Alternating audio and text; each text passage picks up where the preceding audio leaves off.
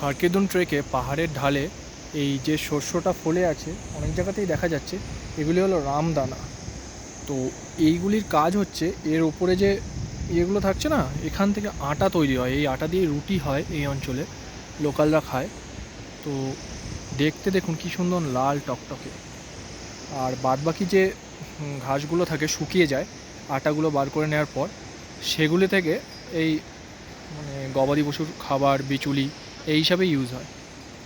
এদিকে আবার কিছু ঘোড়া চলে আসছে টেন্ট নিয়ে।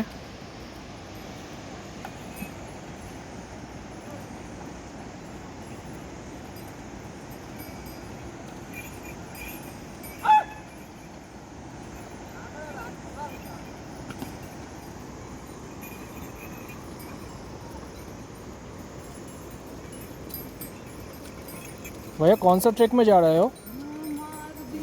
भैया कौन सा ट्रैक में जा रहे हो? कौन सा ट्रैक में जा रहे हो? ओ सोचा बाली पास इतना लोग, क्या कौन सा ट्रैक